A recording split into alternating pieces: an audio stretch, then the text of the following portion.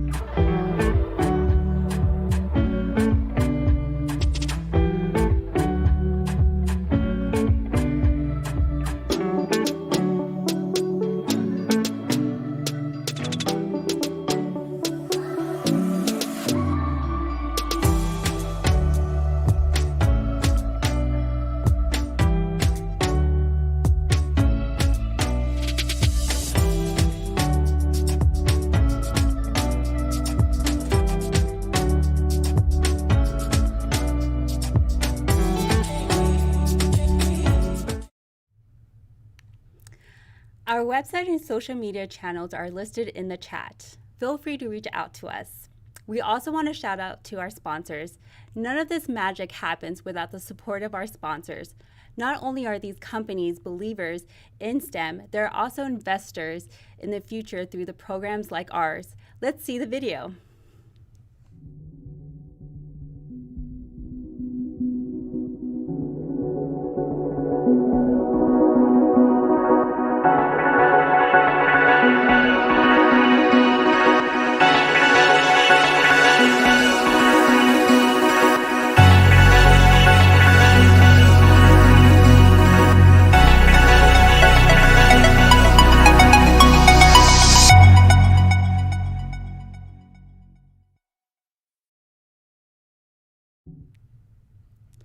Now we're ready for our ocean experience. Please say hello to Rochelle, Haley, and Samantha from the Natural History Museum. Take it away, ladies.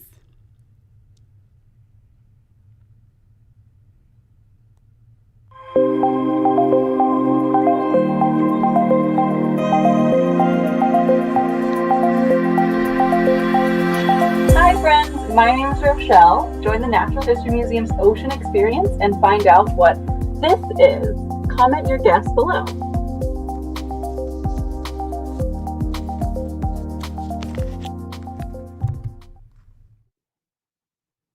Hi, everyone. Thank you so much for joining us. We're really excited to be here with all of you on this beautiful Earth Day. I'm going to introduce myself. My name is Rochelle.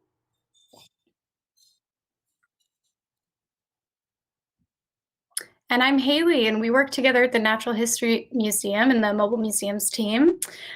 We are so excited to explore our museum collections today with you. And if the word collection is new to you, we want to share that a collection is a group of things kind of brought together by a person, sometimes by a museum, and people like to collect objects.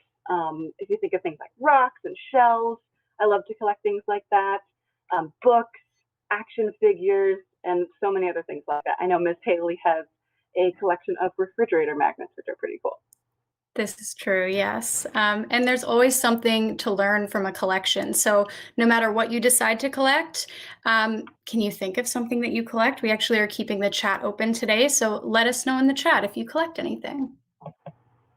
We would love to hear what everyone's collecting. And at the Natural History Museum, we collect a lot of things. We have artifacts like old Hollywood costumes, which you can see in this image here on the left. We have things like fossils, like ammonites that you can see in the center image. And in the image on the right, you can see some specimens. We have like these insects up on screen there. We even have a collection of live animal ambassadors. And you can see here a Western screech owl, a desert tortoise, and a Chilean rose-haired tarantula. Yeah, and these amazing parts of our collection help us to gain a better understanding of the diversity in our natural and cultural worlds. We also organize everything in our collection, kind of like a library would organize its books. And it's really important for us to keep things organized in a museum because our collections include such a huge variety of things. We want to be able to study and to share what we find. Absolutely. And since we organize our collections into like even smaller groups of objects, we know where everything is, and we can do a better job at preserving what we have so that we can share it with you, with the general public, with other institutions, and so on for years to come. And another important aspect of museums is that we have scientists who work behind the scenes to help us with that understanding, to help us understand the natural world. They use our collections to do science. Yeah, today we really want to share that science can refer to so many different things, so many different areas of study, but all sciences are connected by this idea of learning new things, right? So people that do science, they're really curious people who want to learn as much as possible about the world around them. If you have curiosity, then you can do science too, right? That's kind of the most important part of this kind of work, right? Yeah. Being curious, asking questions, it's all really, really, really important. And it's kind of the basis for doing science, right? Sometimes this process is called scientific inquiry, and that's what we're going to be kind of practicing together with each other and also with you today. Yeah. Yeah, now that we've given you some information about what we do at the Natural History Museum, we're going to introduce our activity for today. And today we want to practice scientific inquiry with you by looking closely at some specimens from the museum's collection. And I want to call out that word for a moment. Specimen is kind of, we use that word a lot here at the museum. You can maybe see some behind me. But specimens can be rocks or minerals. They can be fossils, bones, butterflies, other insects, right? We use specimens to look closely at and compare things in nature, right? That's another word for kind of that concept. Yeah, and at the Natural History Museum, we have many different specimens that are in what we call our marine collections. And that means that we have a lot of scientists here that want to know more about the animals that live in the ocean. Awesome. So we are going to take a look at some ocean, some marine specimens. Are you all ready to see some specimens with us? I know there's maybe a bunch of items behind me. If we have time at the end, maybe we can take a peek at some of those, but there's some specific ones that Miss Haley and I have that we can check out together. So let's see what we can learn together. Yeah. And Rochelle and I each have one specimen in particular with us here today, and that's the one that we'll be showing you, highlighting. And both of the specimens that we have are marine species. They come from that marine collection that I was talking about earlier. So that means that they're both from the ocean. Both of the specimens are from the same species of animal. So while they are the same species of animal, it's possible for them to have some differences in their features. And we want you to be looking closely for those and pointing those out to us so that we can learn more about this species. So Rochelle and I are going to practice making some observations, and we'd like for you to join us by sharing in the chat. So feel free to share there. And maybe a quick definition also is that observation is another word we use a lot at the museum, and it's a word used a lot in science, and it basically means to look closely in order to learn, right? So Haley and I are going to be kind of sharing what we notice about the specimens that we have. But again, we also want to hear from you, so please use the chat. We would love to notice or see what you're noticing. We can kind of call those out to any and all viewers that are with us. Okay, so let's start. I'm going to hold up my item first, my specimen first. I might move it around so we can view it from a few different angles first before we start, before Haley and I kind of start making observations and exchanging ideas. So I will also do my best to move it a little closer. Oh, wow. And I might rotate it a few times so we can get some different views and angles. We would love to hear from all of you what are you seeing, right? What are some first impressions or first thoughts that come to mind? I'll make sure I kind of make it all the way around. What do you notice?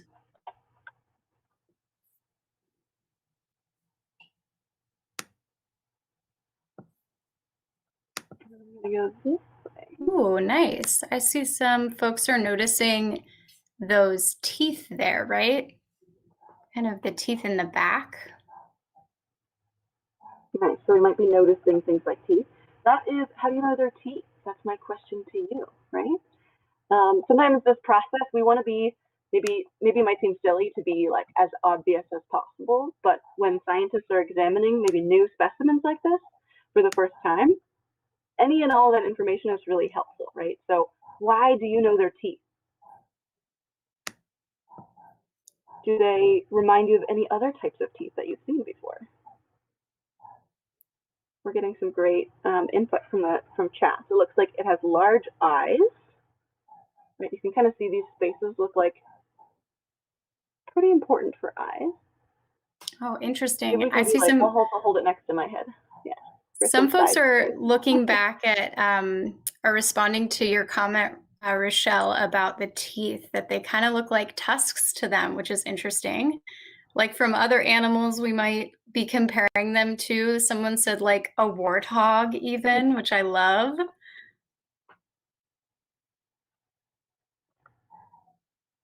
We're noticing that the whole thing is white, right? That's a good observation as well. Mm-hmm. Absolutely. What do we think this is part of? What is the structure, this material?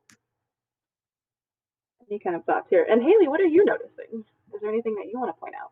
What am I noticing? I'm definitely noticing those teeth. I'm curious about them. I'm noticing their shape and kind of trying to think about like that warthog comment, thinking about what warthogs eat. I saw the word canine pop up a couple times too. So I'm thinking about like what those teeth could be used for. Any thoughts about that? What can these teeth tell us about this how this animal lived its life when it was alive? And is it similar to us in any ways too? I'm curious. A lot of folks are noticing the teeth. Do you have any teeth that are shaped like this? You can use your tongue or your fingers, if your fingers are clean, to kind of check out your teeth, what kind of variety of teeth we have. You might be able to detect some pointy ones, right? Oh, yeah. There's a couple in there. Kind of can. Yeah. Think about how you might use those specific pointy teeth. Oftentimes, I think people call them canine teeth. We're getting some Mhm. good, yeah, we're getting some good kind of things coming into the chat here. It looks like a bone. It looks like a skull. That would make sense, right? If we think about other animals that we're familiar with, if we think about their skulls, their skeletons, that's usually where teeth are, right? Inside of a head, a skull, and some type of bone material like we have, maybe not quite the same shape, right? And possibly a carnivore. Carnivore is Ah, a word that means meat eater, right? So if we take a look at the shapes of these teeth, that makes a lot of sense, right? This particular kind of triangle shape is really good for kind of biting and holding on to things that might be alive, wriggling away, trying to not get bitten, right? Very good for kind of puncturing. So this is all really helpful observations so far, right? It's helping us envision how this animal might have lived, what its behavior was like, maybe might give us clues into where it lives as well. And a reminder that this is one of our marine specimens. So marine meaning mm, ocean. So we can think about that as well. What yeah. more? Yeah, what more can we find? I, I'm kind of thinking back to the comment that came up earlier about how it looks like it has large eyes, or maybe somewhere where we can imagine those large eyes would go, right? What can that tell us about how this animal lived its life? If we're thinking it's a carnivore, a meat eater, why would those large eyes be useful? Any thoughts there?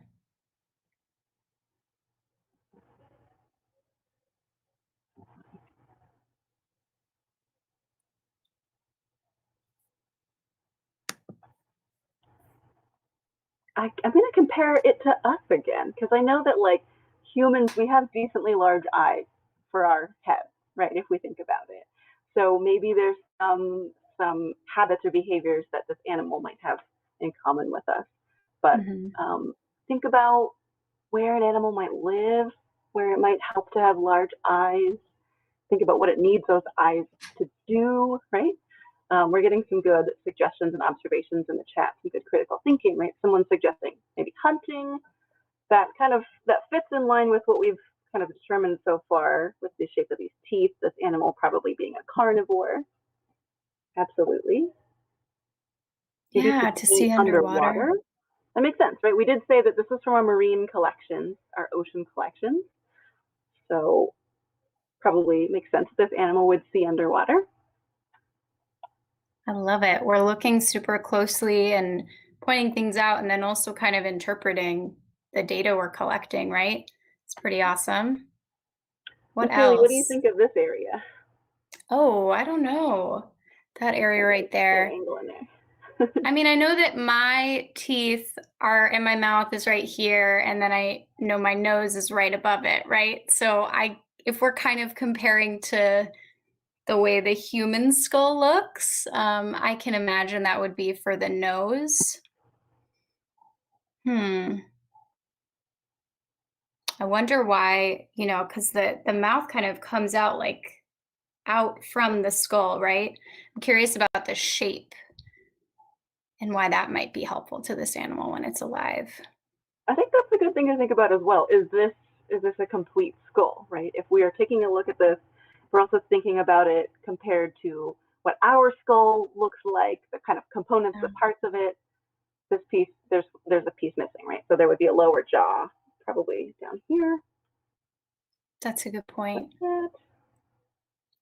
And some folks are saying in the chat too that with all these comparisons to kind of humans and what we look like, maybe we can infer that this is a mammal, I perhaps. like that. I like that That thought. makes a lot of sense.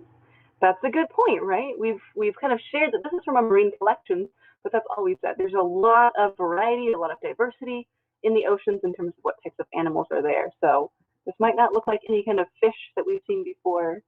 We could rule out animals like invertebrates that don't have bones, right? It's not a crab or anything like that. Oh, and Um, I want to call out one more ooh, comment that came up in the chat. Yeah, I think we're oohing at the same one. yeah, I think That so. this animal maybe doesn't breathe underwater. And can you tell us why you think that? What are you seeing that tells you that this animal doesn't breathe underwater like some other marine creatures do? What would it need?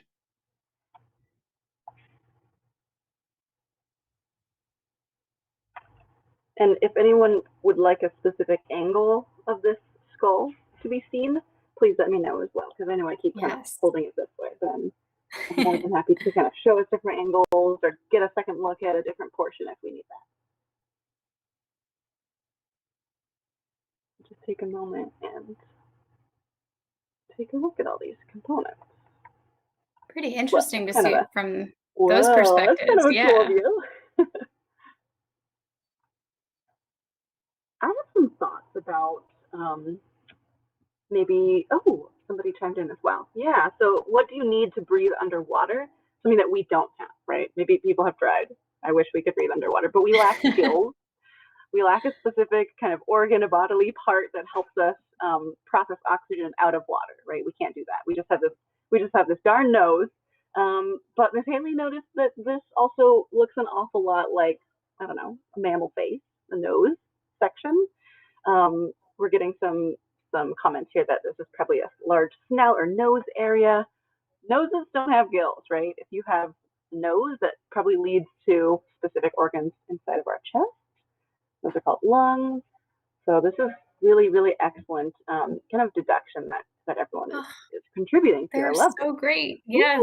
yeah, there's a lot of And I do want to make sure we have some time to take a look at Haley's specimen as well. Sorry, I got carried So away with the awesome I know, me observations. too.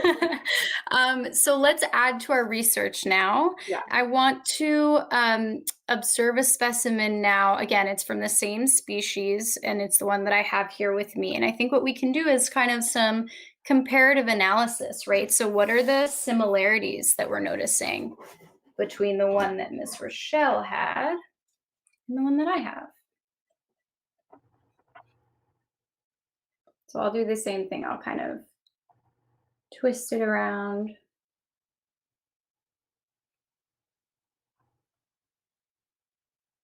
I like that folks are starting to maybe put together our observations and think about what types of animals these Yeah. specimens represent, right? I won't say them out loud yet. I want us to like think about it all together, see how much evidence we can collect. But I don't know if Haley mentioned these are specimens from the same species, the same type of animal, and we are comparing similarities and differences between these two to see what we notice. Miss Haley, can you hold yours like this, like next to your head? Oh, yeah. Because that might help a little bit. Kind of like that. Maybe like upright. Yeah. I have some glare. There we go. All right. This might help us like think about size. I'm not saying that Miss Haley and I have the same size head, but you know, close enough. They'd be probably be pretty similar. Yeah. Probably pretty good. What can we see is sort of, I know I said similarities, but we can also call out differences, right? What are we noticing between the two?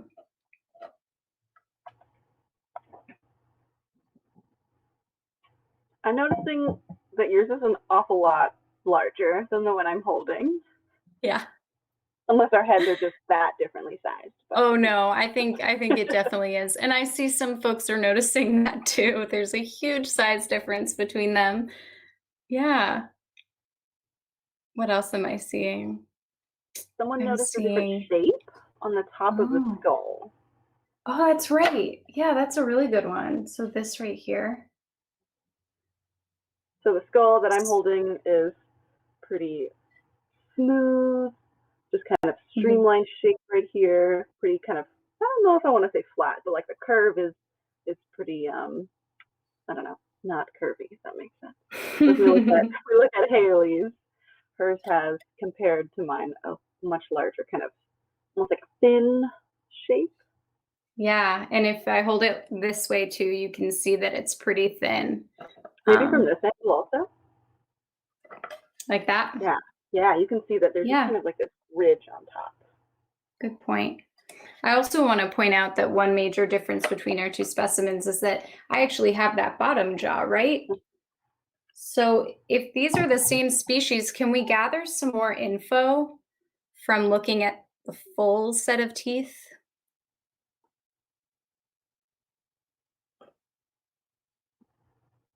Can probably confirm our carnivore hypothesis, right? Yeah, that's more good evidence. So you can really see those kind of triangle shapes. Um, people are also noticing that maybe the position of the eyes. Hmm. That's really Yeah. interesting. Yeah. And if you take a look at, I wanna talk about like what that bump is, but I don't know if now's the right moment. That might affect where the eye position is. Okay, we'll talk about it later. Good Um, point. but the eyes are more towards the front on the larger specimen. That's what we're seeing. Okay, Hmm. interesting, right? Yeah, I So think that's true. if we think about some of the observations or thoughts or connections folks had earlier, um, that eye shape, that eye position, that eye size might be helpful for hunting, for seeing underwater. So maybe Haley's version does more of that. I don't know. This is all like Hmm. things to take into account, right? They might tell us even differences between the roles these animals have, even though they're the same species, right? Why are they Yeah. different colors? That's a great question. So mine has maybe a lot more variety of color on it, kind of different textures too. I know it's kind of, you can't feel the thing because I'm holding it, but this part is like pretty smooth. There's some holes happening, kind of like fissures here. This area here is a lot darker. It's very shiny, very smooth. You can see that these teeth, there's a lot happening in some of those teeth. This animal probably doesn't brush its teeth very often. This is a real skull that I'm holding, right? And collections have specimens that are made out of real skull like this, collected from real animals. And then we also have types like Haley has, which are equally as important. Haley, do you want to explain yours? Yeah, mine is actually called a replica specimen. You might have heard that word before, the word replica. It means a copy. So we make replicas because bone material can be really fragile, right? And we want to be able to look super closely, be able to share our objects with wonderful people like you who want to learn. So sometimes we create these replicas and they're made using like a 3D printer sometimes. And this one here is made out of a plastic called polyurethane resin. I'm glad that you noticed that. We do have some of that like color difference to make it look super realistic, right? But it definitely has a different feel than the one that Rochelle is holding. And you are noticing there's a difference in color for sure. I love Um, that. Awesome. yeah, I wanted to just something that you said, Rochelle, earlier about their different roles, that maybe this size is telling us something about how they lived together, maybe not these individuals, but these species, or this species. Someone pointed out that maybe the larger one, it's telling us that like it was stronger or something. It has a different role. So I think that's, yeah, pretty interesting. So should we think about what kind of information we've gathered so far? Yeah, definitely. So far, I think we've put together that these animals have triangular shaped teeth that we associate often with carnivores.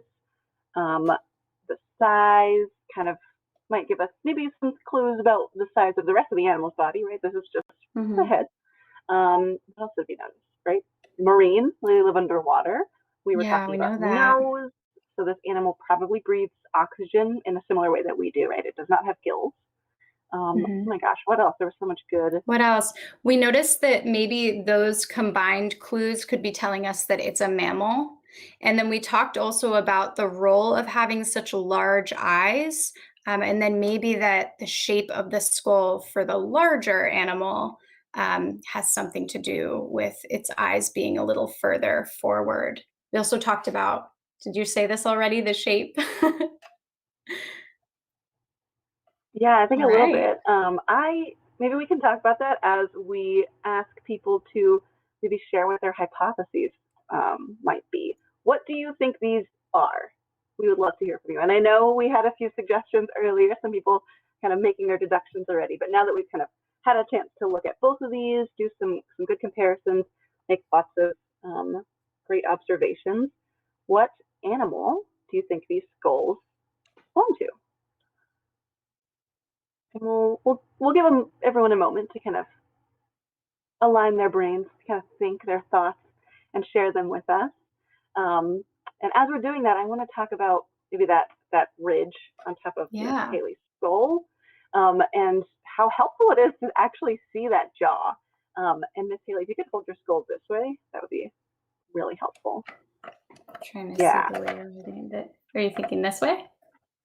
Yes. So you can kind of see those cheekbones. Okay. Yeah.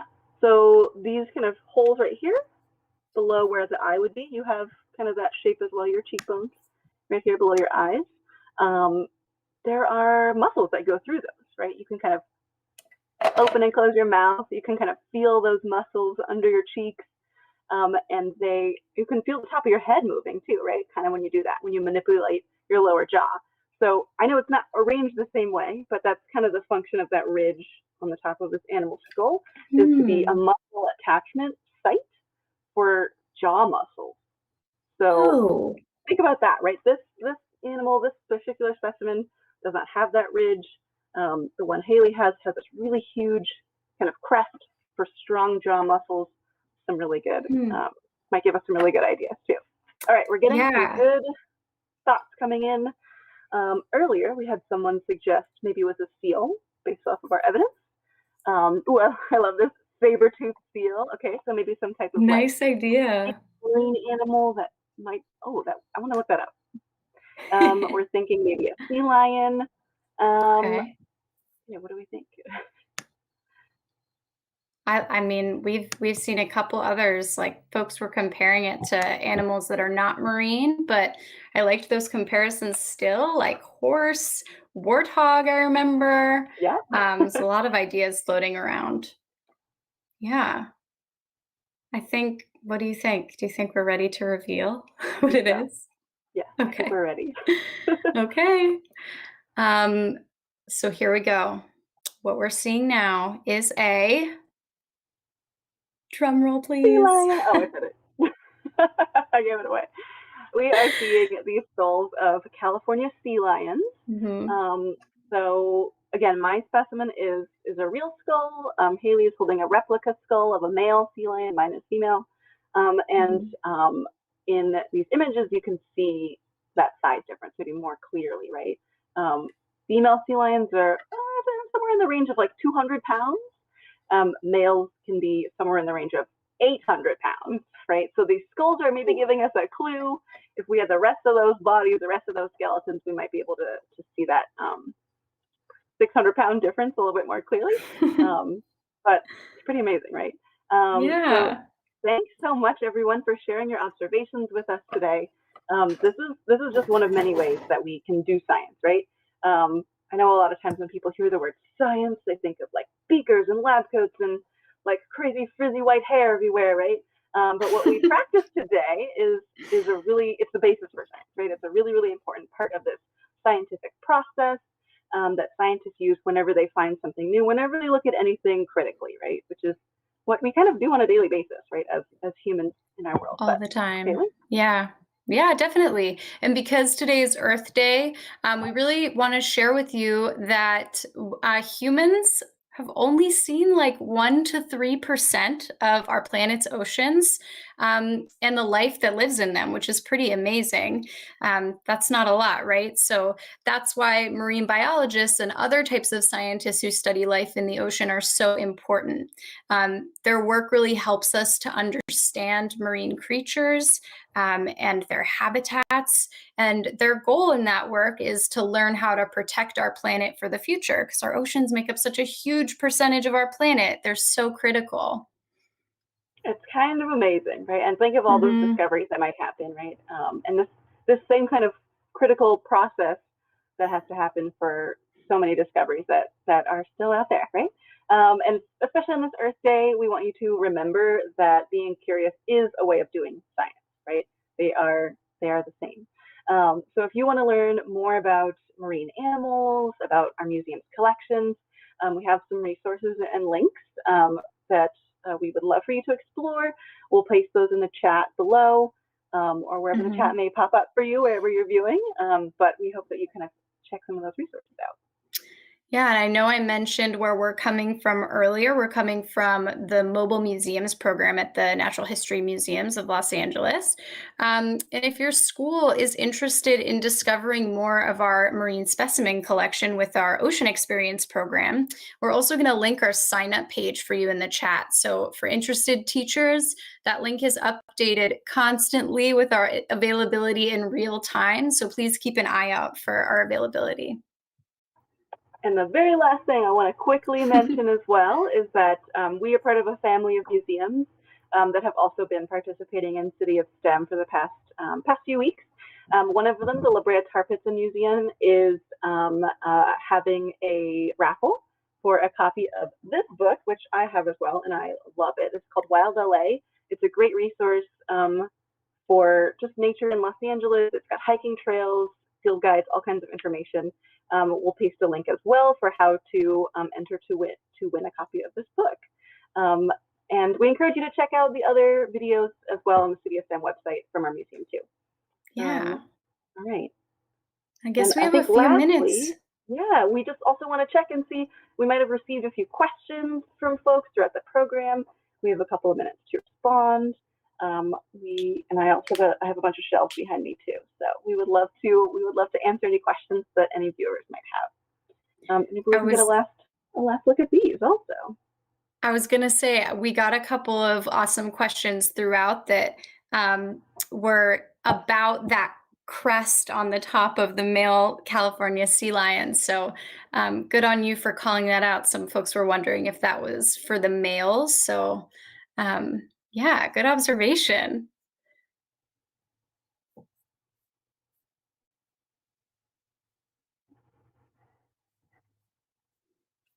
Let's see. Some folks want to know. Oh, go ahead, Haley. Oh, I was going to say, someone wants to know, what is Wild LA about? I mean, you have the book, Miss Rochelle. Can you share? I do. Yeah, so it says Wild LA, exploring the amazing nature in and around Los Angeles. It is written, there are a few authors, but a few of the authors that contributed to this book also work here at the Natural History Museum. They are scientists and researchers, and they've contributed all kinds of, oh my gosh, so much amazing things. There's information about how to find nature in your backyard. There are resources for hiking trails all over, maybe some important species to think about. And I think some of the kind of main points in this book as well is that people might not think of Los Angeles when they hear the word nature, right? But Los Angeles is a biodiversity hotspot. We have so many species of animals that live here and that are being discovered here constantly. And this book kind of just begins to touch on that because, again, there's so many discoveries happening all the time that maybe didn't make it into this book. But this is a great resource to also just kind of tell you about what you might be seeing in your neighborhoods, at parks, at schools. There's a lot of just amazing information and photographs in here and drawings too. And it's great for all ages also. And I really love this. I bring this with me when I go hiking. What other questions do we have? Let's see. We have a question about what your favorite marine animal is. And I have to think about it. Like, I'm looking at these shelves behind me. Just think about if there's one that I can just grab really quick. I think my favorite marine animal is the hagfish, because their defense mechanism is to secrete tons of slime. And if you look up pictures of them, they're pretty crazy looking. Pretty amazing creatures. Is that a hagfish? This is not. I don't see one of those. I saw the whiskers. This is one of my favorites. These are sea cucumbers, and I love sea cucumbers so much. What's your favorite part of them? Do this. I don't know if I can say it on TV, but they have specific butts that are not called butts. They're called cloacas. Maybe we can put that word in the chat. CLOACA. And when not all species do this, but sometimes they have teeth in that specific location to prevent animals from like getting in there and eating them, which is really fascinating. Pretty crazy defense mechanism. Yes, when you get the chance, check out the sea cucumbers and so many other things, right? There's so much to explore.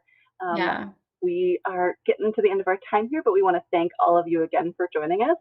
And we hope you enjoy the rest of the programming today with City of STEM. And we also hope to see you Yes. soon with our program. Stay curious.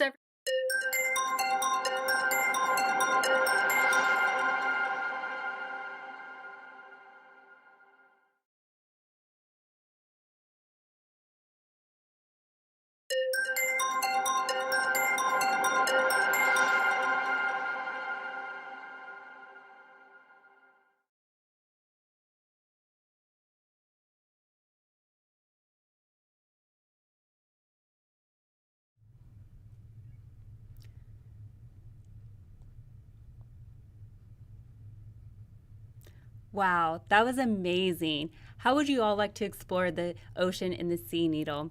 I remember my first memories going to museums were actually at the Natural History Museum when I was younger. So I encourage you all to check out the Natural History Museum. It is now open, but be sure to make a reservation in advance. We'll put the link in the chat so you can schedule your next visit. A reminder to you all, please subscribe to our City of STEM YouTube channel. You can rewatch all of the awesome programs that we've offered over the past month.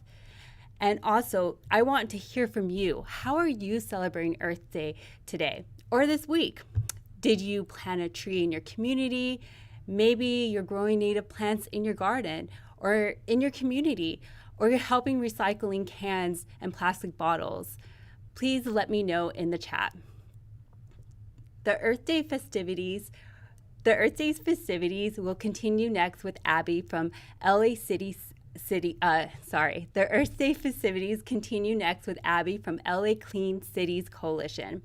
Abby will be talking all about electric vehicles and how they are helping us move to a more sustainable future. Kids, make sure to call your parents to watch this. Maybe your next car will be electric.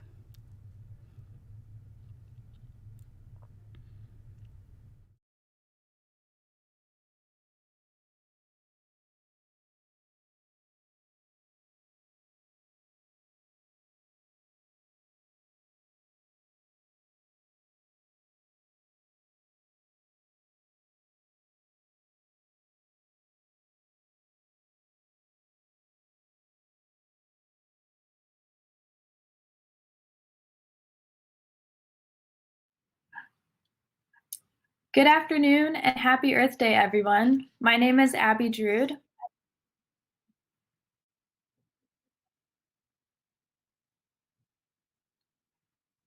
Can you hear me?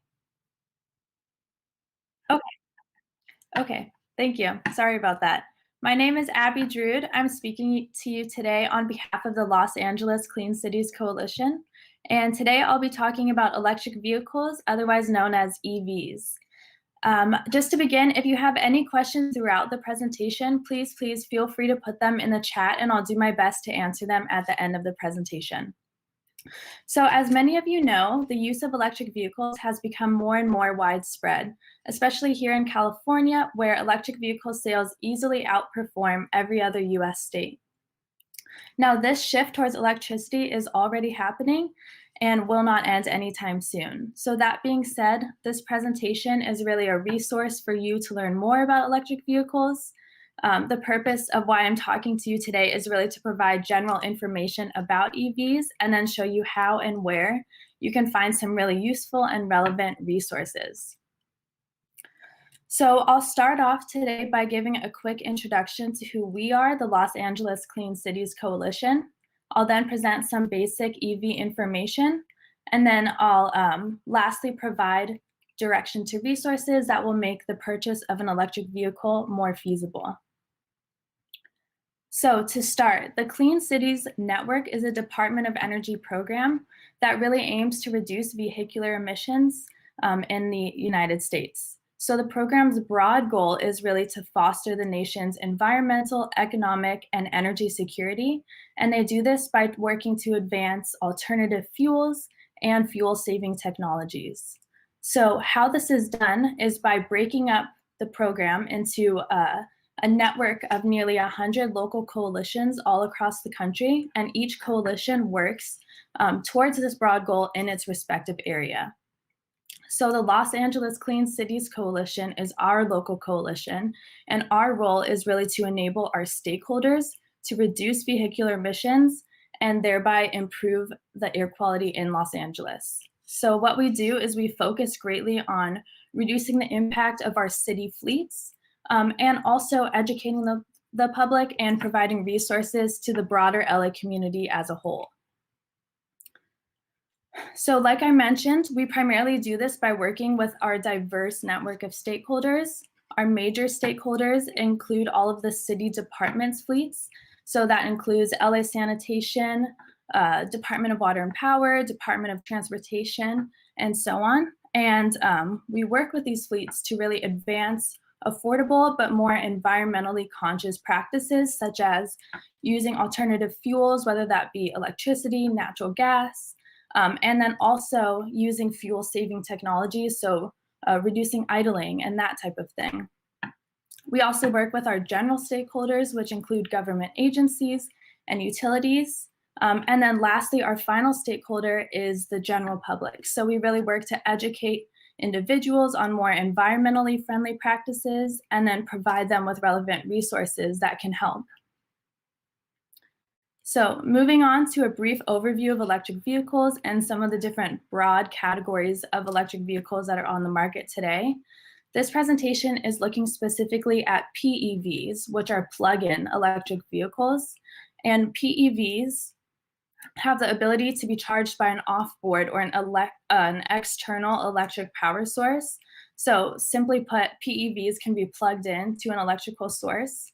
And there are two main types of PEVs. We have all electric vehicles, which we're calling today EVs. Sometimes they're referred to as AEVs. And these vehicles are powered completely by electricity. The other type we're looking at is plug-in hybrid electric vehicles, PHEVs. And these are powered by electricity as well as another type of fuel like gasoline or diesel. So it's worth making this distinction between PEVs and HEVs. So HEVs are hybrid electric vehicles. These are powered by conventional fuel like gasoline or diesel, and they have an electric motor, but they cannot be plugged in. So they have a battery which helps improve the fuel economy, but again, they can't be plugged into an external electric power source. So there are many different benefits that plug-in electric vehicles offer. I'll dive into each of these benefits and provide a little more information to each one. But in summary, plug-in electric vehicles have lower fueling costs and lower emissions than conventional gasoline vehicles. They also offer great diversity as far as fueling locations go. And the use of electricity as fuel helps us strengthen our nation's energy security and our energy independence. So diving into these a little bit, first off, the lower fueling cost. So it costs much less to charge PEVs than it does to fuel regular gasoline vehicles.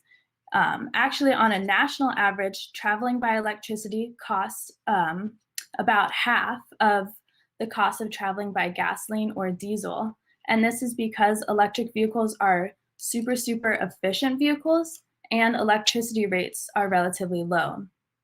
So if you look at this image on the slide here, it shows eGallon, which is a Department of Energy tool. And this tool compares the cost of fueling an electric vehicle with the cost of fueling a gasoline vehicle. So this image in particular shows the comparison in California in March of this year. And as you can see by looking at these prices here, it costs about twice as much to travel by gasoline than it does to travel by electricity.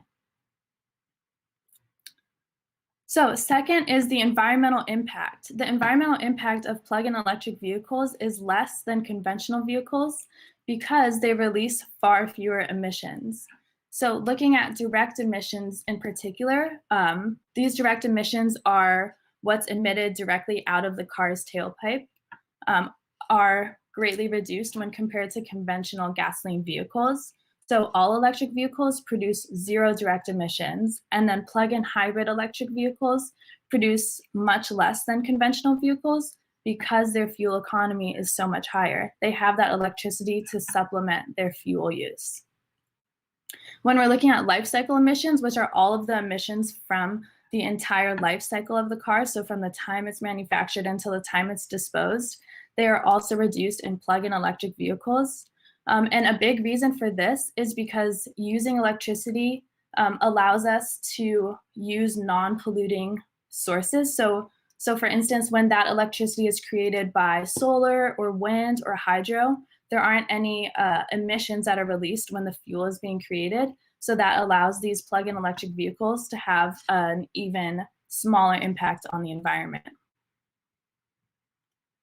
Oops. So our next benefit here is the fueling location diversity. Unlike conventional vehicles, which have to be brought to a public station to be fueled, plug-in electric vehicles can actually be charged in so many different places. So they can be charged at home and overnight while we sleep. They can be charged at work or while doing errands or shopping. And they can also be charged at the more traditional public charging stations. And then lastly here, plug-in electric vehicles can help us improve our country's energy security and our energy independence. So for a little bit of context, the US transportation sector is hugely dependent on petroleum. So much so that US petroleum production cannot keep up with our petroleum demand, and we now have to import a great portion of our petroleum. So what happens is this dependence on imported fuels makes us vulnerable to things like price spikes or supply disruptions.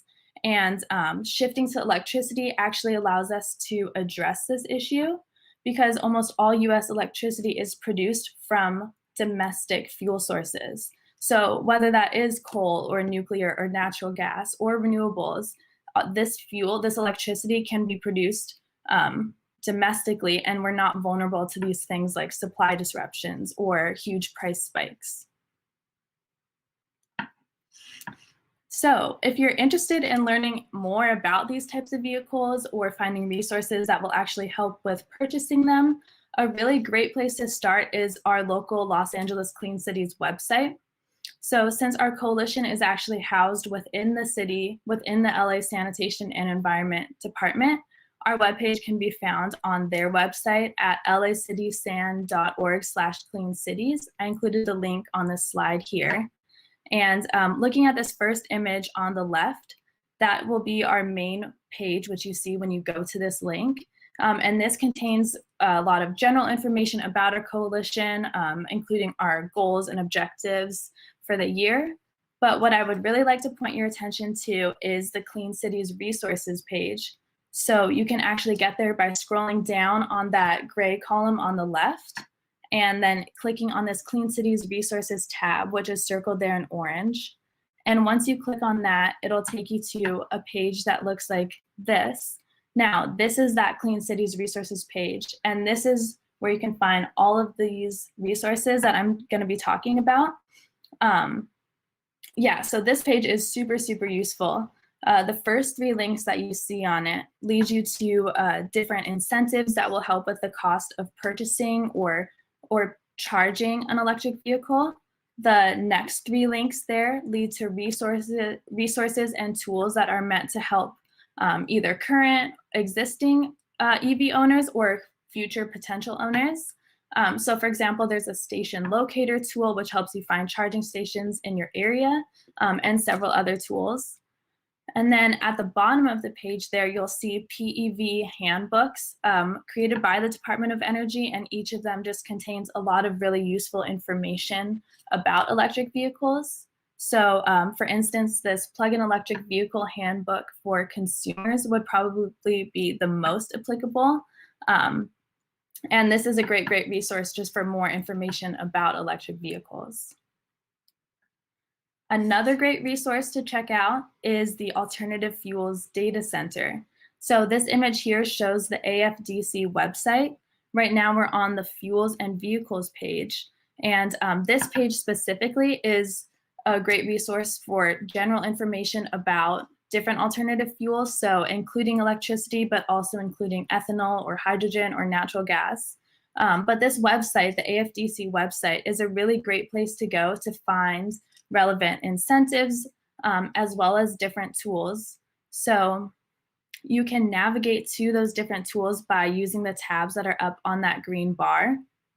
And let me see. So for instance, if you wanted to access the laws and incentives page, you can get there by clicking on this laws and incentives tab that's circled right there.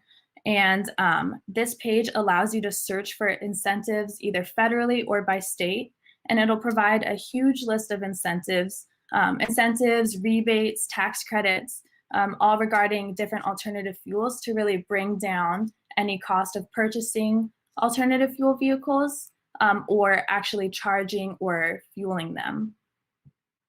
So here are some California-specific incentives. These are all applicable to either current or future electric vehicle owners. Feel free to take a screenshot of this page if you're interested.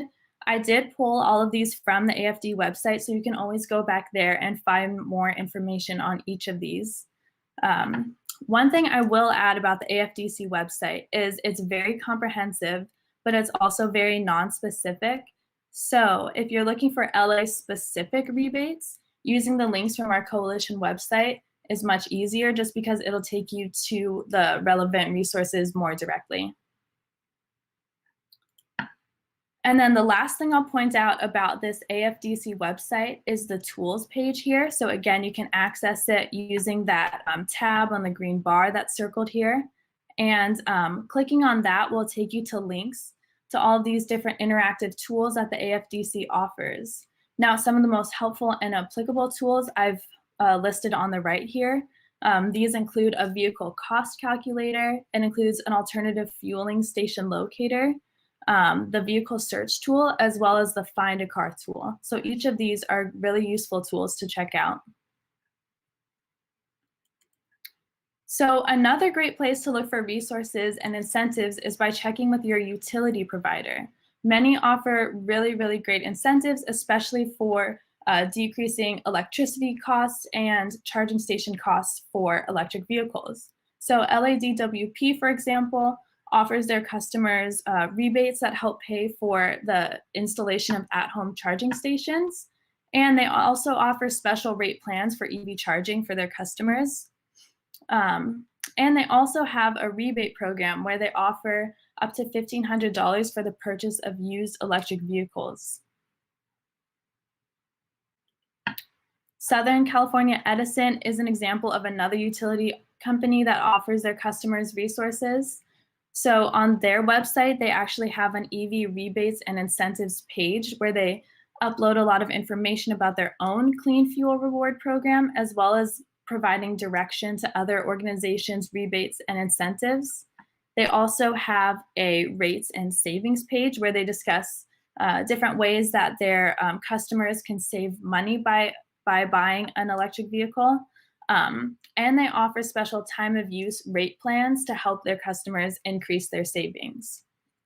So other utilities besides these may offer many incentives in the form of charging rate adjustments, or even just provide resources that help you know how to save the most money when charging an electric vehicle. So checking in with them, checking in with your electricity provider is a really great way to pursue potential savings. So the last place I suggest you check to potentially save money with an electric vehicle is the IRS. So they offer different tax credits that might be applicable if you're looking to buy an electric vehicle. So for example, they do have the plug-in electric drive vehicle credit, which offers $2,500 to $7,500 worth of a tax credit depending on the vehicle's battery capacity. So it's possible to really save a lot of money for buying an eligible plug-in electric vehicle. So that brings me to the end of my presentation. I hope this information was useful for you. If you have any questions at all, please put them in the chat. On this slide, I included the link to our local coalition website. Again, that's where you can find that resources page with all of the different links to those different incentives and tools. Again, that's lacitysan.org/clean cities. And then I also included the Clean Cities national website that has more information about the program in general. And then I've included my email here. So if you have any questions that I couldn't get to, please feel free to reach out and I'll do my best to respond.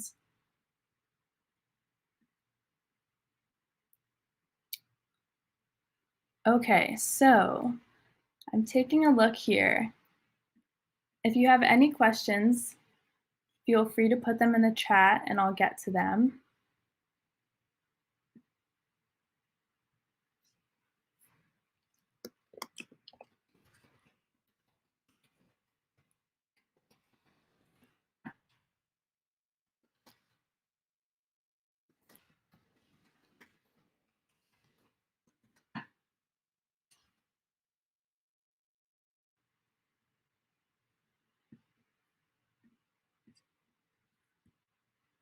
And I will add just a reminder that our local website, the lacitysand.org/clean cities, contains a lot of information. So if there's a time later where you're trying to find more information or trying to find direction to those resources, please check those out.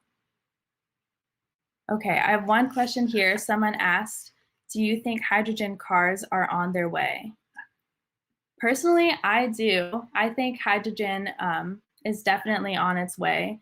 Hydrogen is really neat because it offers, well, for one, it's a clean fuel, but it offers a good way to store electricity. So for instance, when energy is created renewably, like by a hydroelectric dam, for example, or by solar, we have all of this clean electricity, but if it's not used right away, it can be really difficult to store it in batteries.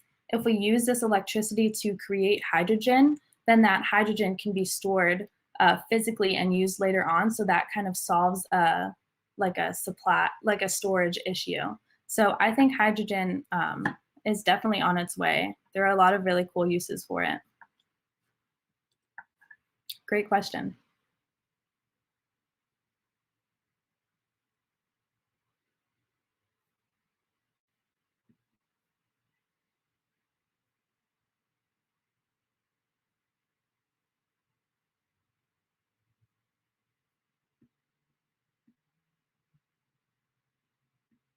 And I will add that hydrogen is neat too, because we have a lot of natural gas here in the US, and we can use natural gas to create hydrogen. So that gives us another use for it.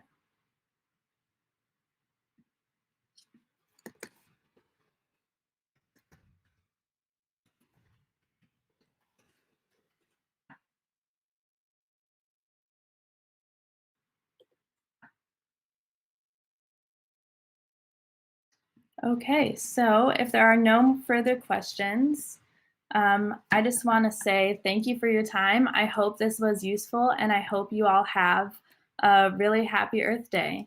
So thank you very much.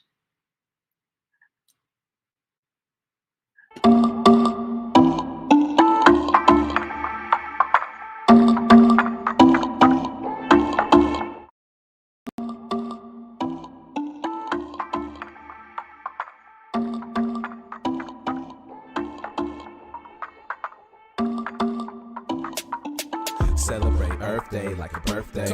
We can say to Earth, ay, say to Earth, ay. It takes a little work, ay, little work, ay. Get a tree planted down in the dirt, ay. Celebrate Earth Day like a birthday.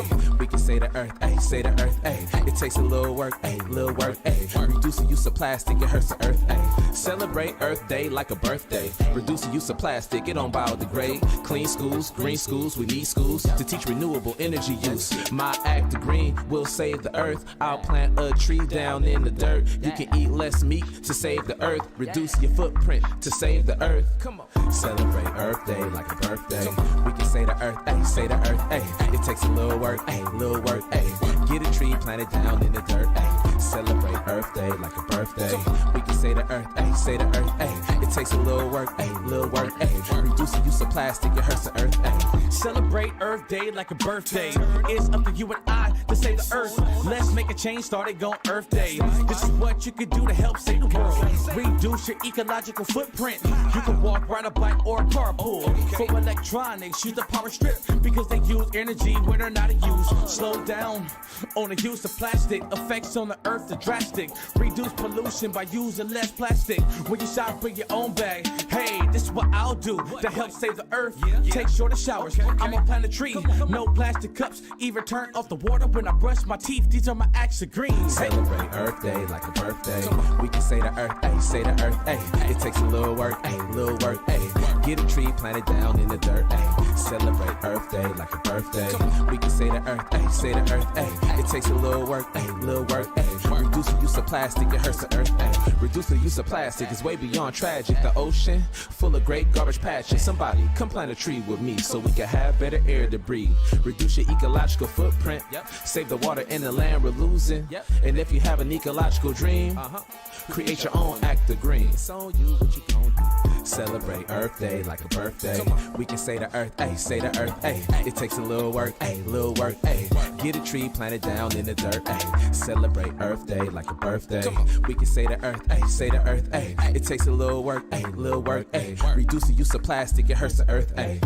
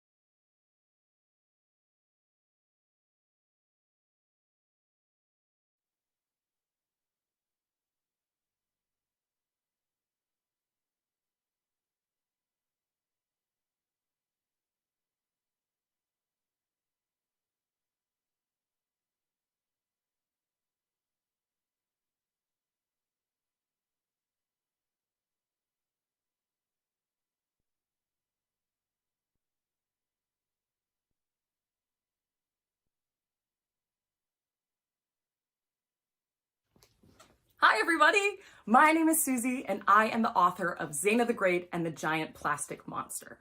This is a revolutionary kids book about friendship, community activism, and plastic pollution. So we are going to talk all about this book today in this session, and we're going to talk about the resources you can use in your house, in your classroom, in your community. But before we do that, we're going to go through and do a reading of the book. You're also probably wondering, hey Susie, Zana doesn't look like you. She doesn't have the same skin color as you. And that's a great observation. The reason that is because Zana is actually a real life person. And you're actually going to hear from her later in this video.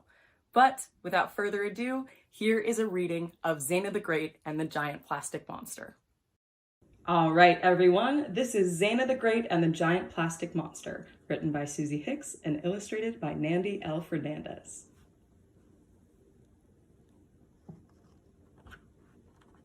Here are all the wonderful people that made this book happen.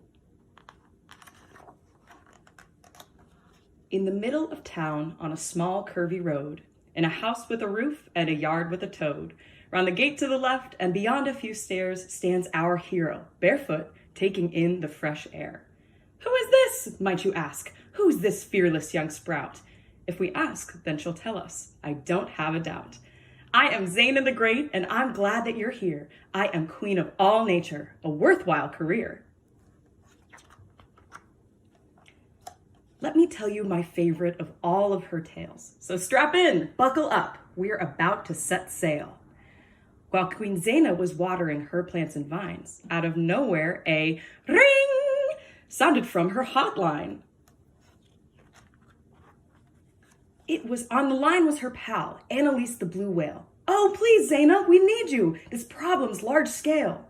All the turtles are tangled, the dolphins are trapped, and my tummy is full of these weird tasting scraps.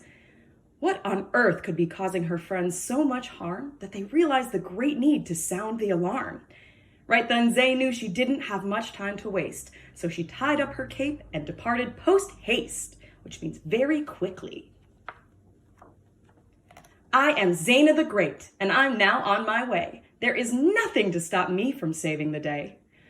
Our explorer arrived quickly onto the shore, and she witnessed a scene she had never before. There was garbage and gunk everywhere that she looked. She saw trash filling up every cranny and nook.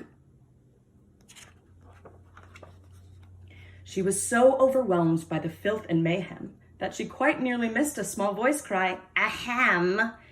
It belonged to a crab next to some styrofoam, who had carefully made an old Lego their home. They had no time for questions. They got right down to it. Oh, thank heavens you're here, kid. We've really been through it.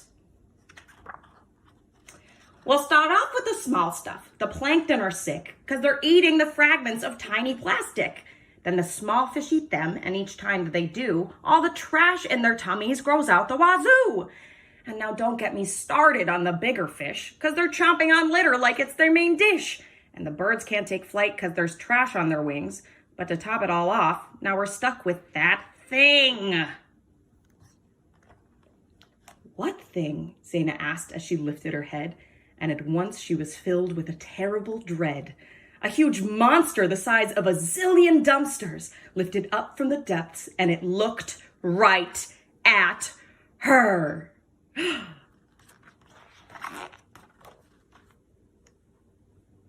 It was huge, it was mean, and hang on, wait a sec.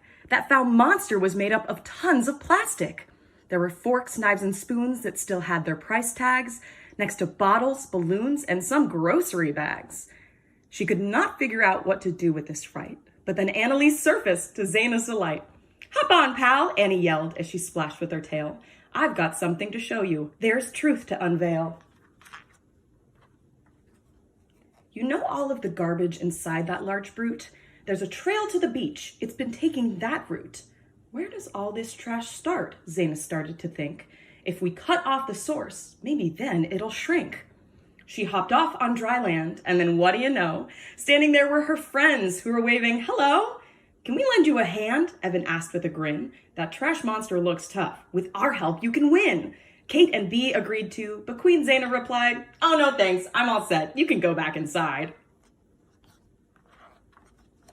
'Cause I'm Zaina the Great, and I know what to do. I'll clean up that gross beach. So long, toodaloo. So she got right down to it. She cleaned the whole shore. She bagged up all the fragments. It was quite the chore. The next morning, she came back to check on her work, but the sight that she saw made her go quite berserk. All the trash, it was back. There was more than before, and the monster was bigger. It let out a roar. How did all this trash get here? It can't just be fate. Right then, Zaina decided to investigate.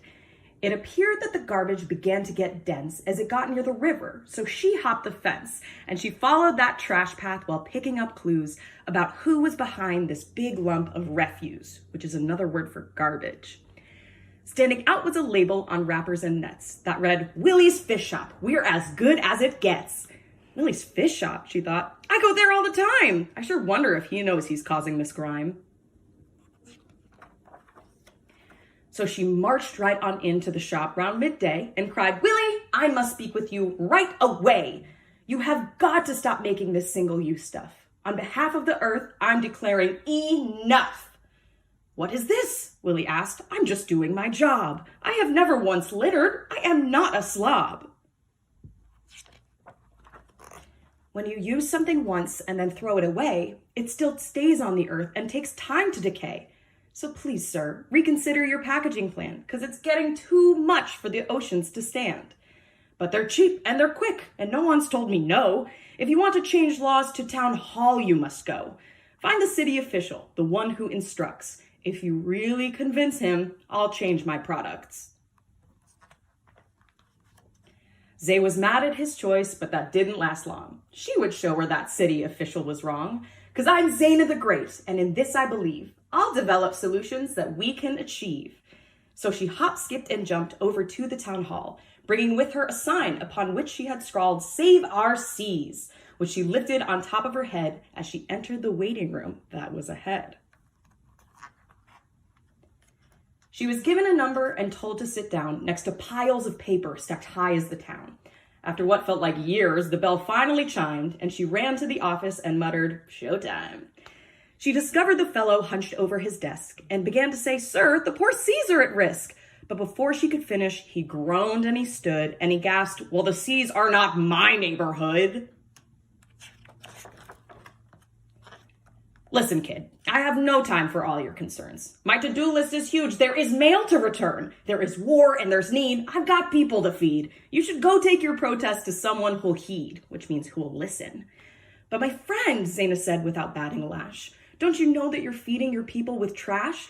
All the plastic that's used to wrap up your lunch dish very rarely breaks down and ends up inside fish. Then the big fish eat small ones and lickety-split. When we eat them, the chemicals make us all sick. Now, good sir, if you please, here, I'll give you a deal. Reduce plastics for us, then the ocean will heal."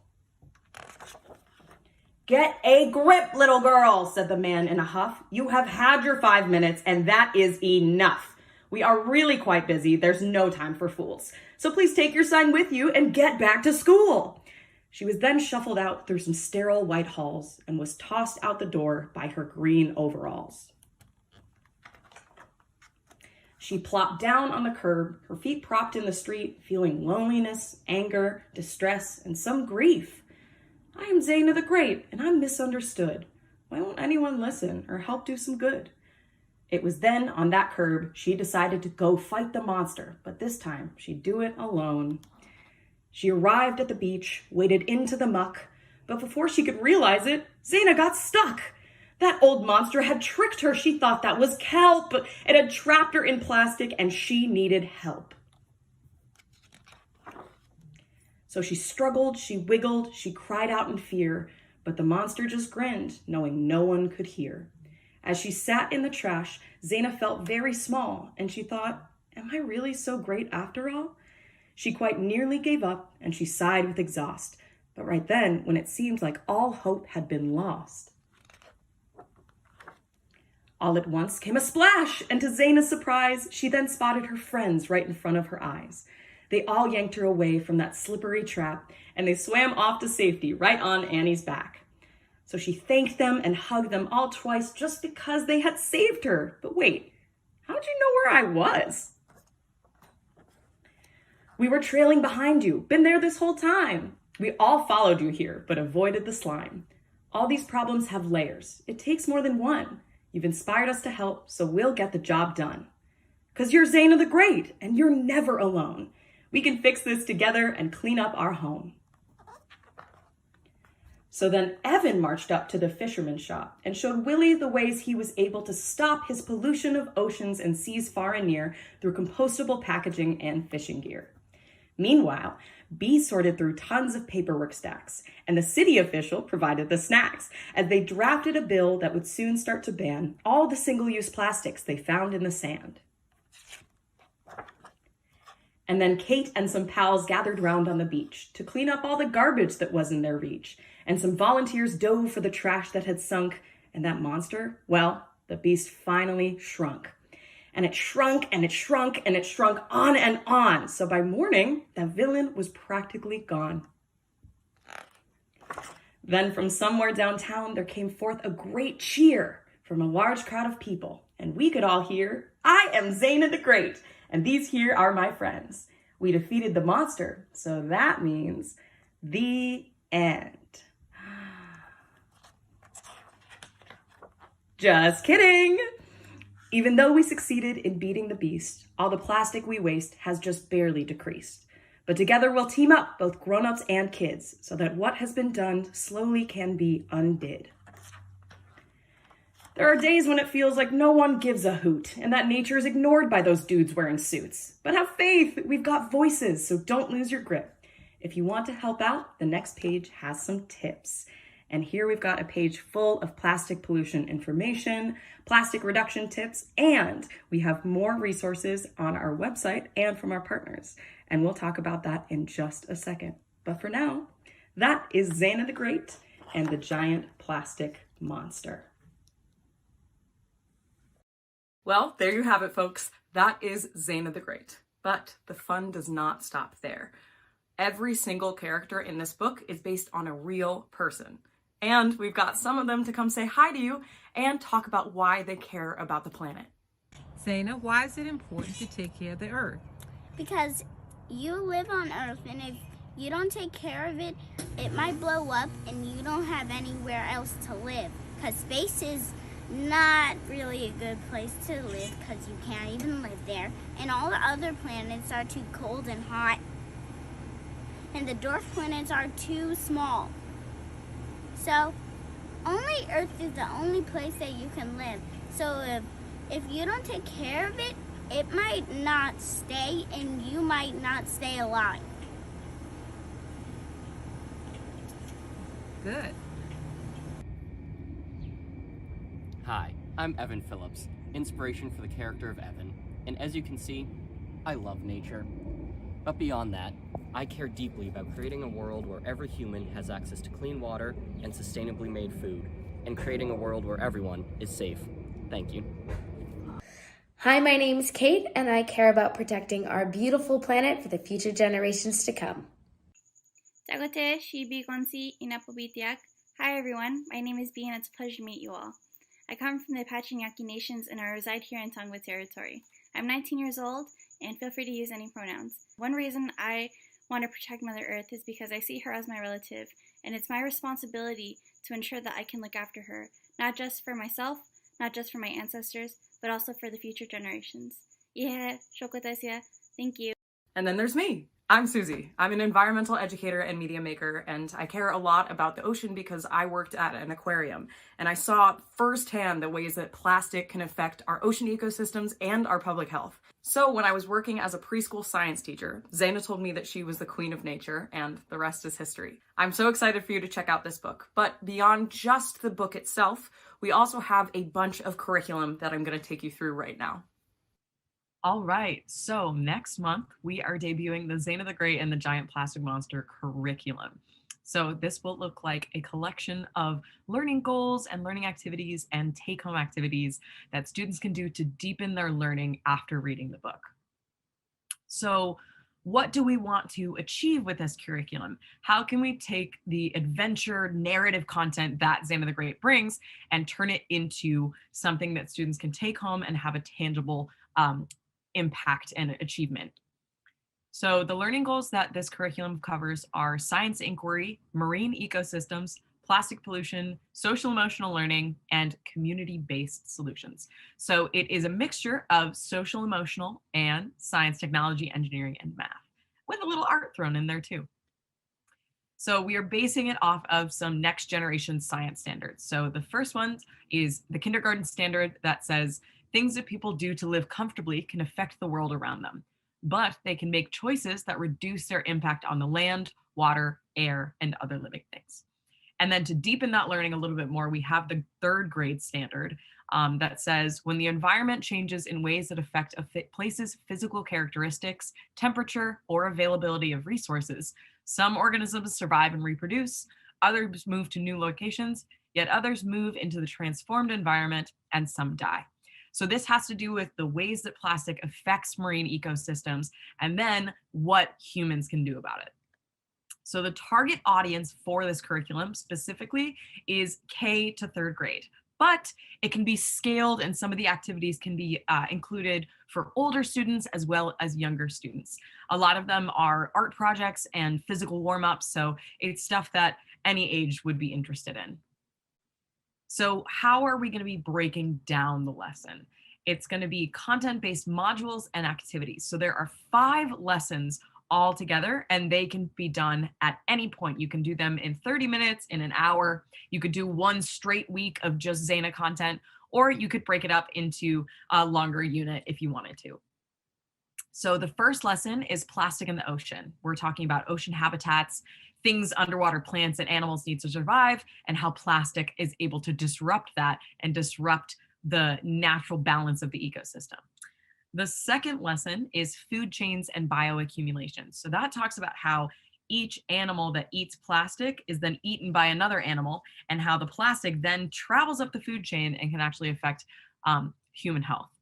So then the third lesson is all about what can the individual do? What can one person do to reduce their plastic use?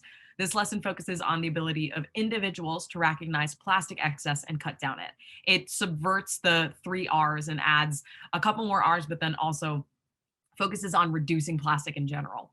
Then we talk about system action, because we can't put all of the pressure on the consumer. We can't put it all on one person, because even if we cut out all plastic in our personal lives, there are still companies that are creating plastic waste with reckless abandon. So we need to learn how to hold places accountable, and also raise collective consciousness against waste.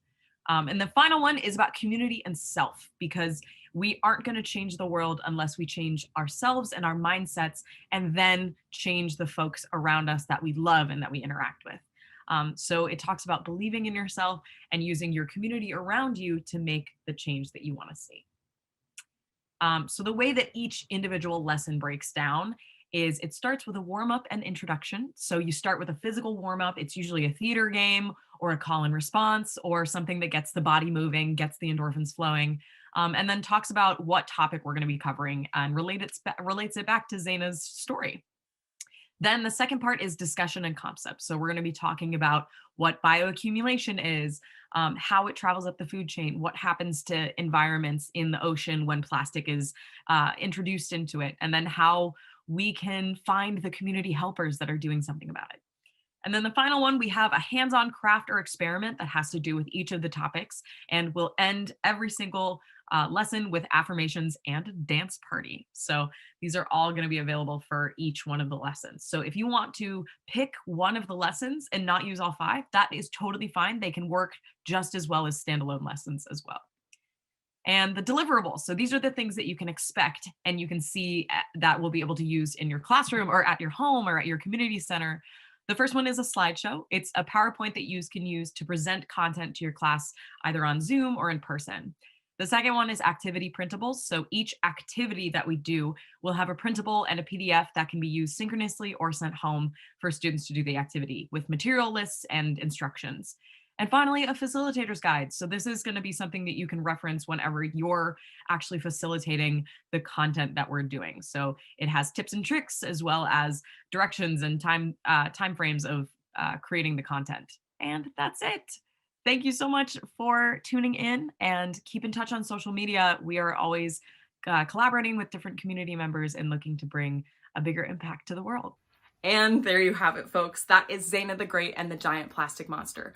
Feel free to check out our website right down here and contact us anytime that you want to learn more about plastic pollution and the ocean. And have a happy Earth Day and keep doing the good work, everyone.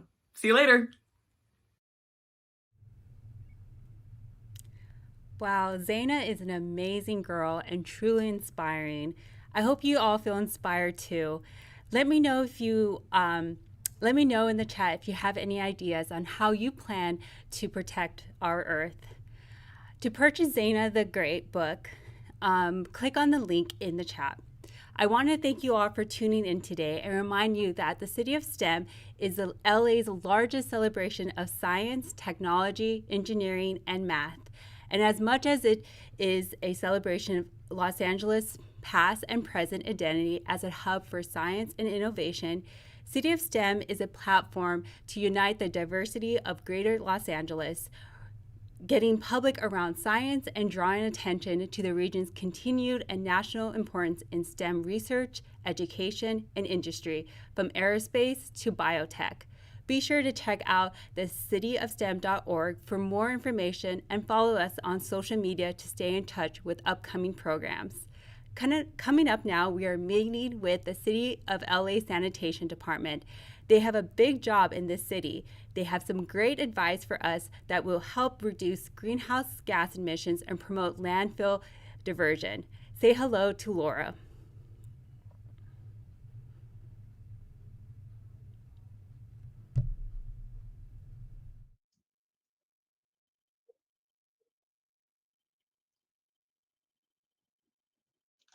Hi.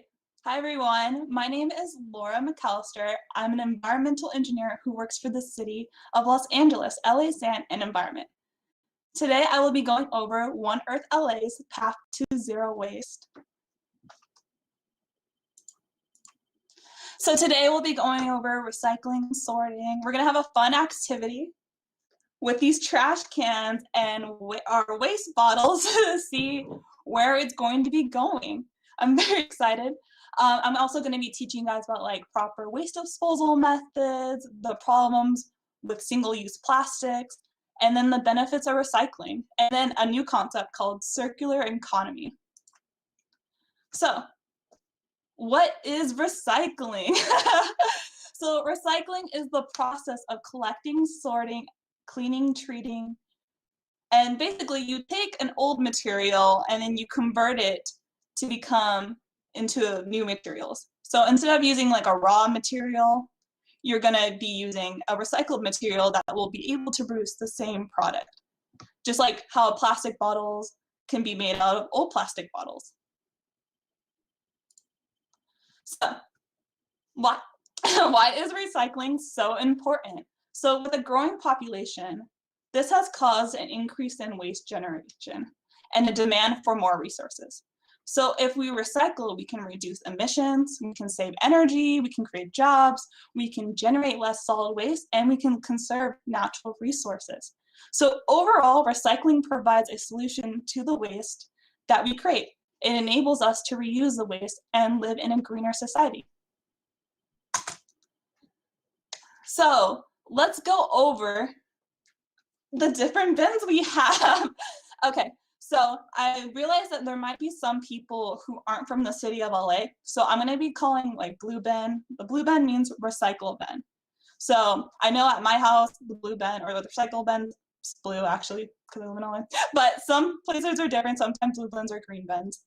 So what goes into the blue bin? So you know that sweet little recycling sign? Well, a lot of materials actually have that on their products. So things you can recycle include paper, cardboard, glass, aluminum cans, foil trays, tin, plastics.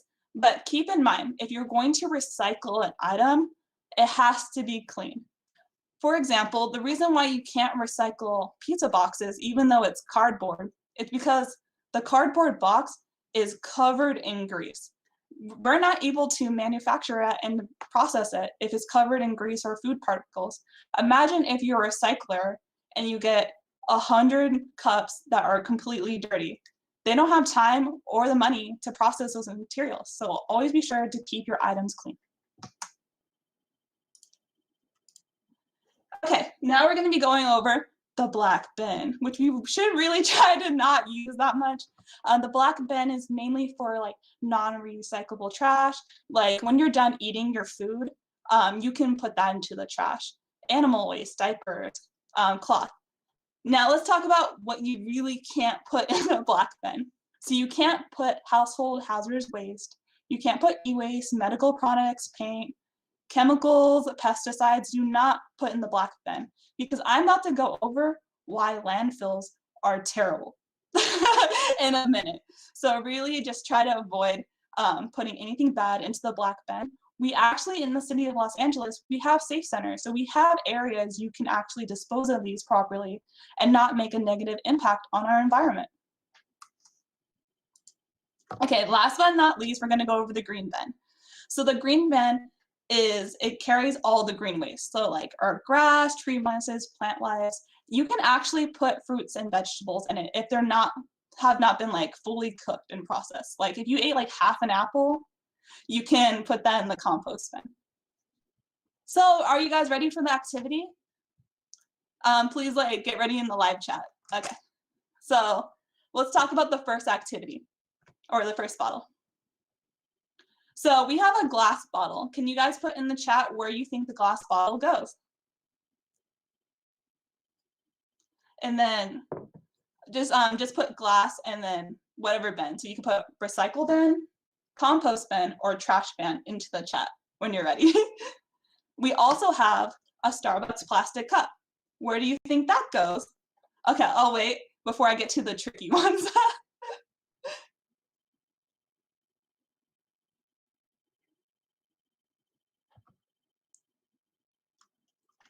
Okay, I don't see anyone go in the chat, so I'm just gonna put it in.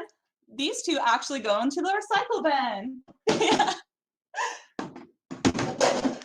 Okay, we're about to get more tricky here.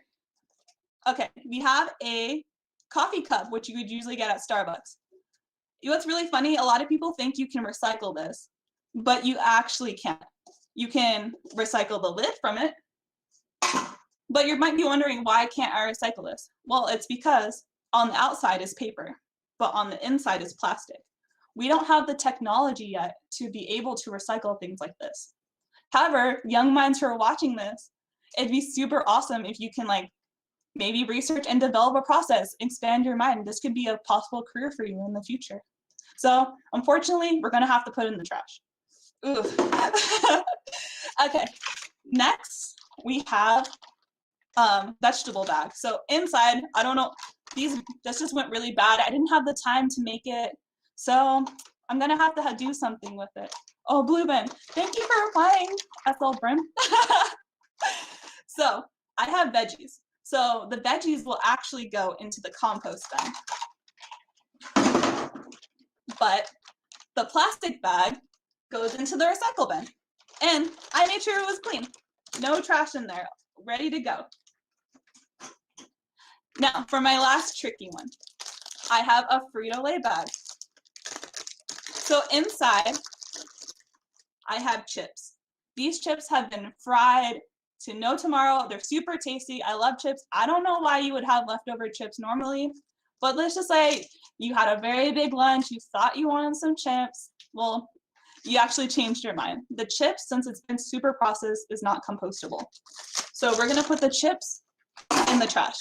And then we're gonna clean our plastic bag, and guess where we're gonna put it? Into the recycle bin. Yay!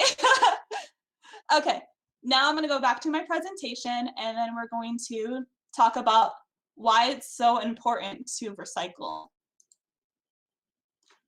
We're gonna talk about the lifespan of items. So most of these products, maybe not styrofoam and disposable diapers, but disposable diapers you can actually change for cloth diapers. So you don't really need to have that carbon footprint on you. And then styrofoam never recycles. So as the environmentalists that we are, let's avoid styrofoam. So let's go over how long it takes for these items to last. Okay, so, or be compostable. So it takes 2.5 months for a sheet of paper to be to be biodegradable, sorry. I mean biodegradable. For orange peel, it takes 6 months. This is something you can actually compost that will take a lot less time. Like paper, you can recycle. A milk carton takes 5 years to biodegrade. This is something else you can recycle. Plastic bag, 10 to 20 years. I actually worked at a grocery store. You can bring your plastic bags back and they actually have a bin you can put it in when you're done with it. So you don't have to throw it away in the landfill, or you don't have to recycle it. The grocery store will do it for you and they'll actually make recyclable bags. Disposable diapers, 75 years. How many diapers do you think you used when you were a baby? All in the landfill, it takes 75 years. So by the time that infant becomes 75 years old, their diapers will finally be gone off this planet. At Tin Clan, you should be recycling that. 100 years. It takes 100 years. And then once again, styrofoam, super evil on the planet, it never biodegrades. So you might be wondering, why is this so important? Why do you keep talking about biodegrading? Well, let's talk about where our trash goes, landfills. So there's multiple problems. Yes. Yeah, Stephen makes a really good point. You can always bring a washable like coffee cup to Starbucks. I believe you also get a discount on it. I was also going to go over that. Thank you so much. Always avoid single-use plastics. Can milk cartons be recycled? Yes, milk cartons can definitely be recycled. Sorry, the chat's a little lagging, but I will always answer your questions. Okay, so the problems of landfills, sorry. Okay, so excess methane gas. About 2/3 of stuff in the landfill is actually biodegradable.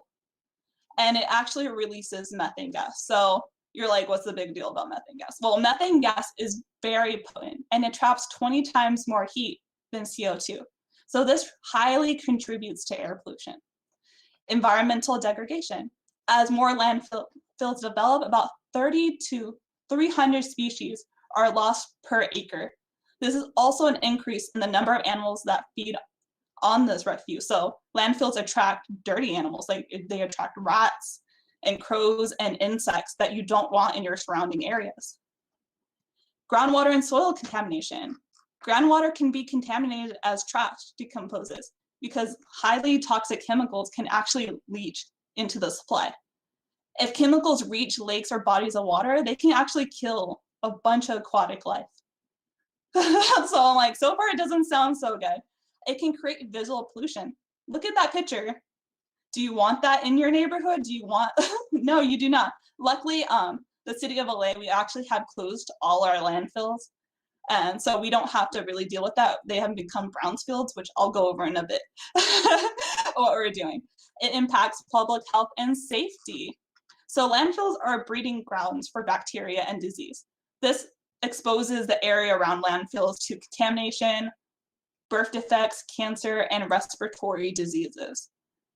Okay, so let's talk about brownsfields. Landfills create brownsfields. So a brownsfield is an area that you cannot use again because it's too contaminated. No one can live on there. You can't grow up life, nothing.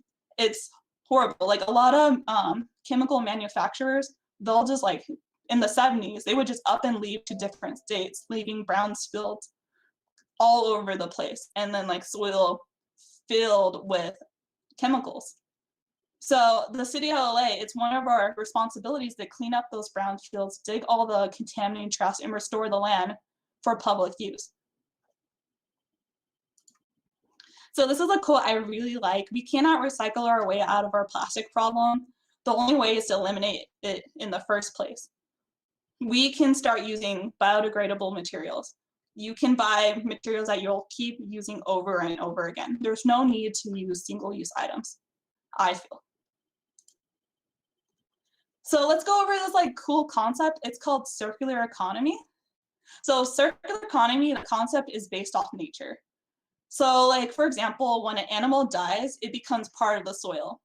If it has seeds in its belly, it will eventually grow vegetation, and then another animal will eat it, and then the cycle continues on. So circular economy is a restorative and generative loop that aims to keep materials at their highest value.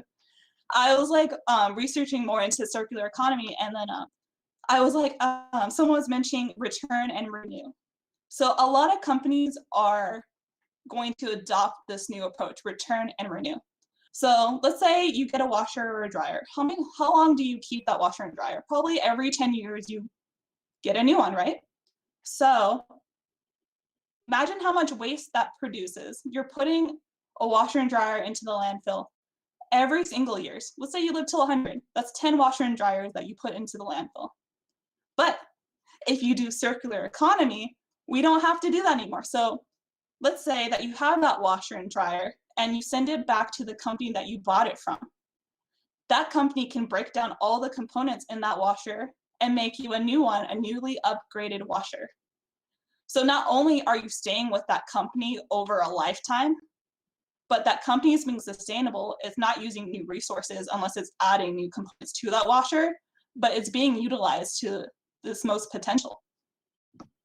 Other benefits is like waste reduction, cost and savings, environmental impact, conservation, and like I was saying, it's really good for businesses because you're keeping business within your company. Like imagine if our phone, like Apple, they just took our phone. They're like, okay, in 2 weeks, you're gonna have a new one. It's gonna be completely restored, but it's still your same phone. They just keep restoring, they keep updating it.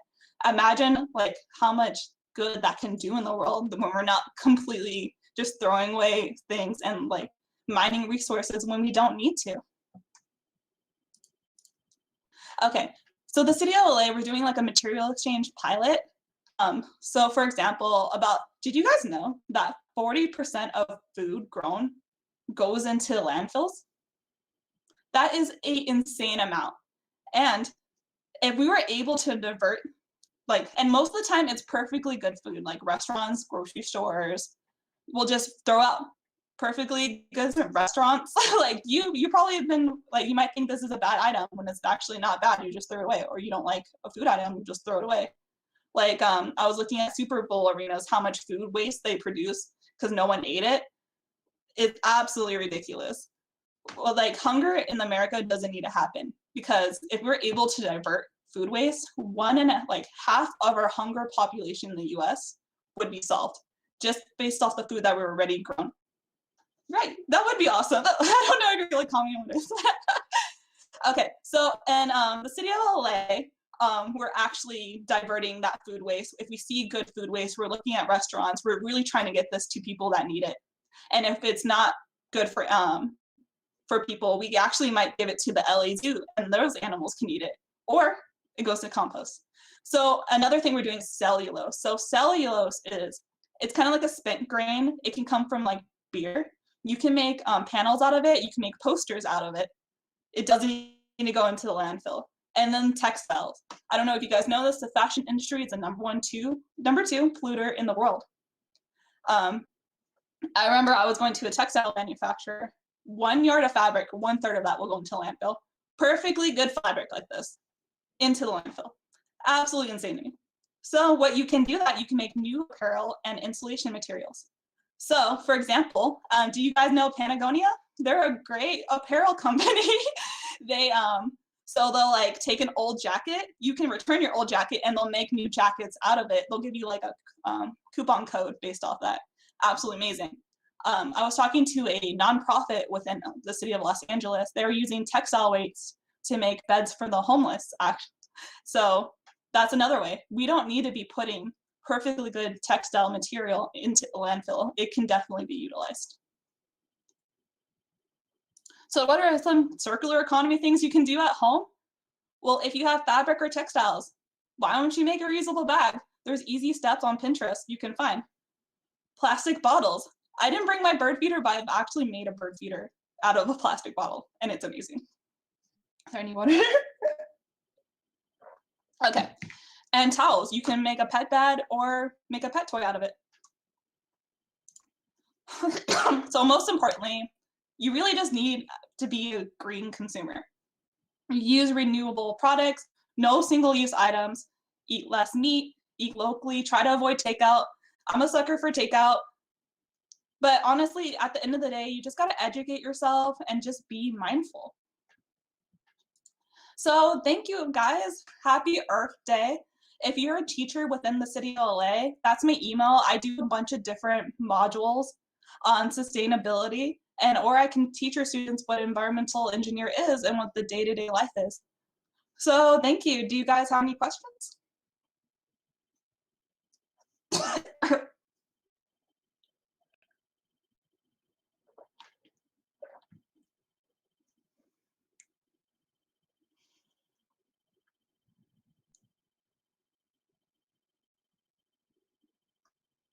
Yeah, I'm waiting for the chat.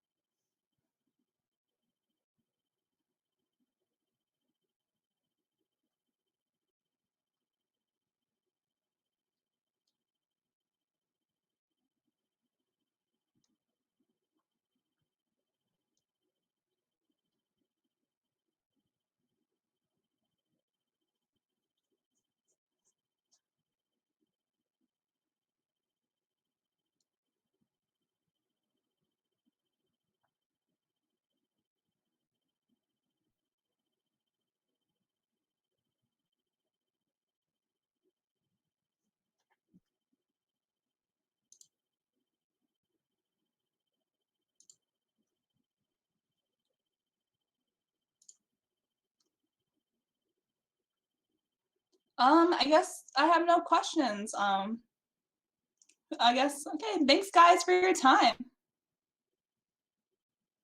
Oh, okay, one question from Jessica. What if my city doesn't have a recycling program? I guess, okay, the second question was just answered by the first question. Okay, if your city doesn't have a recycle program, you can probably find a city that will take your recyclable goods, but this might be more work for you. If I were in your situation where you have a city that doesn't recycle, I would stick to the normal regulations because maybe your city doesn't have the infrastructure to recycle it. But make a compost bin. I actually made at home, I have a little jar. It's a compost like dome. It's like soil, grass, and I just put all my like fruits, veggies, all that stuff like I normally put into the trash can into this compost bin, and it's been great. And then I'm going to use it as fertilizer for my plants. So that's a typical way. I know, like, and then you can actually start advocating to your city, I want a recycling program. If you get enough signatures and then you really like start a fire under your city, you can make change within your city. You could start a recycle program. That's what I would do. But I would stick to regulations, and then you really just have to be super mindful of your waste.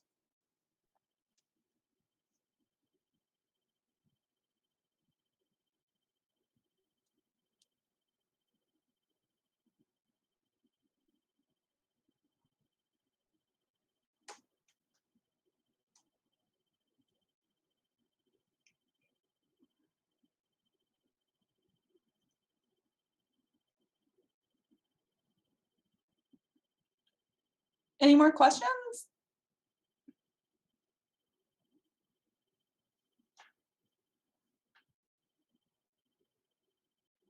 Okay, well, thank you guys.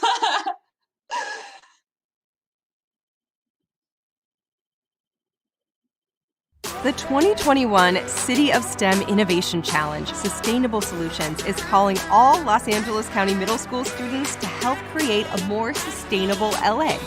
LA is the city of champions, but even champions face challenges like wildfires, traffic, and air quality.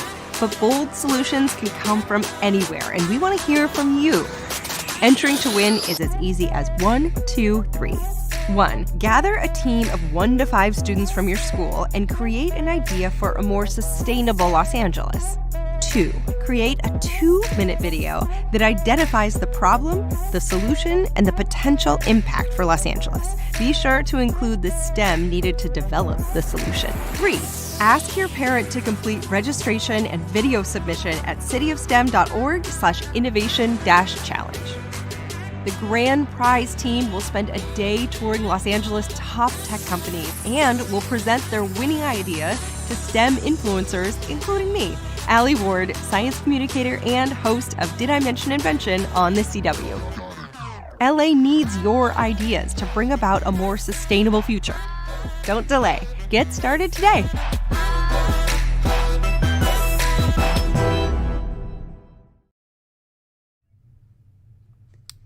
Thank you for watching our City of STEM Earth Day celebration. You can rewatch this broadcast and all of the City of STEM events on our YouTube page. Make sure to follow us on Instagram and Facebook and visit our website for more STEM events and programming happening throughout LA County. And if you want to follow us at Day One, you can follow us at Day One Do on Instagram, Facebook, or Twitter. Happy Earth Day, everyone, and stay safe and healthy at home. Thank you.